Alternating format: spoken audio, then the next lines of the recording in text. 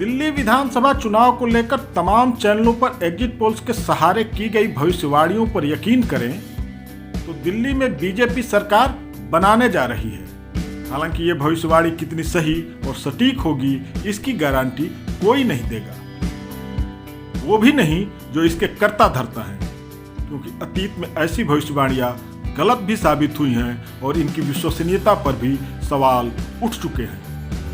बहरहाल exit poll सही साबित होंगे या गलत, दिल्ली चुनाव के आने वाले नतीजों के मद्देनजर यह जरूर है कि दिल्ली में सरकार चाहे जिसकी बने, आने वाले दिनों में इसका असर दोनों गठबंधनों यानी एनडीए और इंडिया पर देखने को जरूर मिलेगा।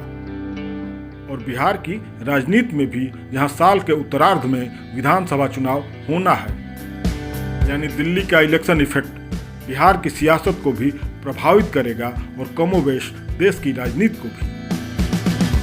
यह इफेक्ट क्या होगा और कहां किस पर कैसा असर डालेगा, इसके बारे में ठीक कोई दावा करना तो अभी बेमानी है, लेकिन एक आकलन और अनुमान तो जरूर किया जा सकता है। यहाँ बिहार की राजनीति पर दिल्ली चुनाव के नतीजों के पड़ने वाले इफेक्ट्स के संदर्भ में इस बात को भी याद रखने की जरूरत है कि दिल्ली में बिहार के काफ़ी लोग रहते हैं और वे अपने राज्य, अपनी जमीन से जुड़े होते हैं और सियासी मुद्दों से भी।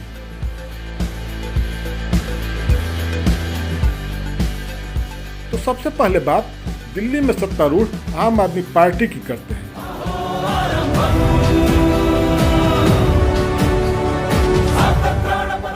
आम आदमी पार्टी कांग्रेस की अगुवाई वाली इंडिया गठबंधन का हिस्सा रही है, लेकिन दिल्ली चुनाव में आप और कांग्रेस एक दूसरे के विरोध में आमने सामने तो खड़ी थी ही, एक दूसरे के खिलाफ आरोप प्रत्यारोप भी खूब लगाए। कैसा महल बनाया अपने लिए, लाखों के दरवाजे, संगमरमर, सब कुछ अपने लिए बनाया। किसके पैसे से? वो करोड़ों का शीश महल किसके पैसों से बना है? जोर से बोलो, हमारे पैसों से बना है। केजरीवाल के जेब से नहीं गए।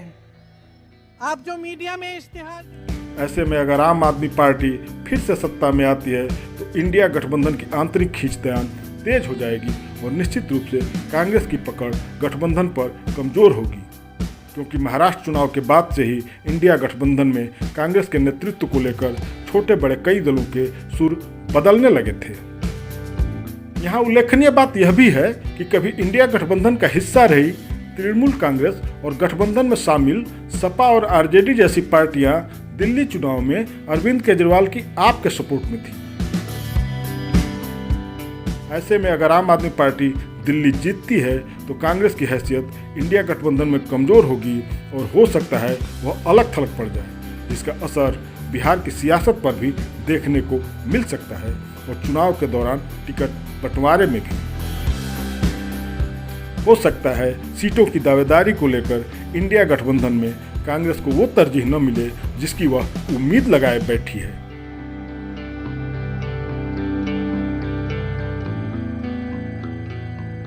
अब दूसरी संभावना पर बात करते हैं। हालांकि तमाम आकलनों के मुताबिक दिल्ली की लड़ाई आप और बीजेपी के ही बीच है और सरकार इनमें से ही किसी की बननी है।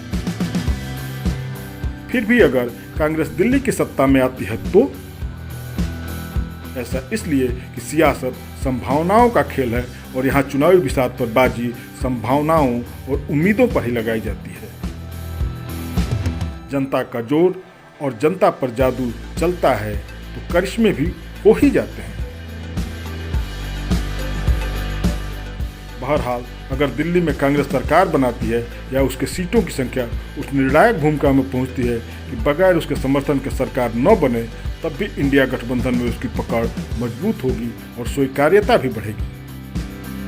गठबंधन में कांग्रेस के नेतृत्व को लेकर रह उठने वाले असंतोष के स्वर भी खत्म भले न हो, लेकिन मध्यम जरूर पड़ जाएंगे। यही नहीं, दिल्ली में कांग्रेस को मिली बढ़त बिहार पर भी असर डाल सकती है।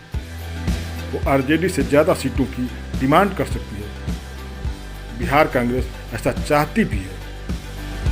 बीते दिनों राहुल गांधी जब बिहार आए थे तो कांग्रेस नेताओं ने इशारों में अपना इरादा जताया भी था।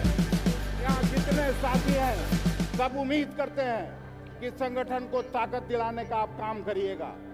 हम लोग 50% से ज़्यादा पिछड़े वर्ग और अक़लियत वर्ग के लोग हम लोगों ने जमा किया है। शकील खान और हम सभी सीनियर साथियों ने, तारिक अनवर साहब हो, रामजतन बाबू हों, सब लोग मिलजुल के लिखते हैं। लेकिन अगर वो नहीं होता है तो इससे हम लोगों का थोड़ा प्रतिष्ठा सम्मान गिरता है। अब आते हैं तीसरी स्थिति यानी बीजेपी की जीत पर, जिसका दावा एग्जिट पोल्स भी कर रहे हैं। मैं दिल्ली भाजपा के कार्यकर्ताओं से, भाजपा के सभी शुभचिंतकों से प्रार्थना करता हूं, अब हमें मौका चूकना नहीं है। अगर दिल्ली में बीजेपी सरकार बनाती है तो एनडीए में ज्यादा कुछ नहीं होगा सिवाय इसके कि एनडीए कुछ और मजबूत हो जाएगा और गठबंधन में बीजेपी भी। हालांकि अभी भी एनडीए में बीजेपी का ही दबदबा है। यह चुनाव सिर्फ कमल ही तीर है और तीर ही कमल है, इसका चुनाव नहीं है। यह चुनाव दिल्ली की तकदीर और तस्वीर बदलने का चुनाव है, याद रखना मेरी बात। वैसे बीजेपी की दिल्ली में जीत का थोड़ा बहुत असर बिहार की राजनीति में देखने को मिल सकता है। बिहार चुनाव में एनडीए के घटक दल बीजेपी के साथ सीट शेयरिंग में बार्गेनिंग के लिए उस पोजीशन में नहीं रह पाएंगे जैसा बीजेपी की दिल्ली में हार होने पर रहते। एक संभावना यह भी है कि बिहार के कुछ और छोटे दल एनडीए के साथ जुड़ जाएं। हाँ, दिल्ली में बीजेपी की जीत के साइड इफेक्ट्स इंडिया गठबंधन में देखने को मिल सकते हैं। आप और कांग्रेस की लड़ाई कुछ और मुखर हो सकती है और गठबंधन के दल दो खेमे में बंट सकते हैं। बीजेपी की जीत से कांग्रेस के खिलाफ इंडिया गठबंधन में असंतोष और तेज हो जाएगा। कांग्रेस से असंतुष्ट गठबंधन के घटक दलों के कांग्रेस पर हमले तेज हो सकते हैं और हो सकता है कि गठबंधन टूट जाए या असंतोष की दरार और चौड़ी हो जाए। कांग्रेस के लिए जो सबसे बड़ी मुश्किल होगी वो यह कि अगर वह दिल्ली में सम्मानजनक सीटें नहीं जीत पाती है तो बिहार चुनाव में वह सीट शेयरिंग को लेकर दबाव बनाने की स्थिति में नहीं आ पाएगी। पिछले दो चुनावों से दिल्ली में खाता तक नहीं खोल पाई कांग्रेस का प्रदर्शन अगर इस बार भी बुरा रहा तो उसके लिए मुश्किलों का दौर शुरू हो सकता है। दिल्ली में भी और दिल्ली के बाहर भी बिहार तक। बहरहाल क्या होगा ये जानने के लिए थोड़ा इंतजार करना होगा। 8 फरवरी को दिल्ली चुनाव के नतीजों के आने के कुछ दिनों के भीतर ही दिल्ली इलेक्शन के इफेक्ट्स दिखने शुरू हो जाएंगे।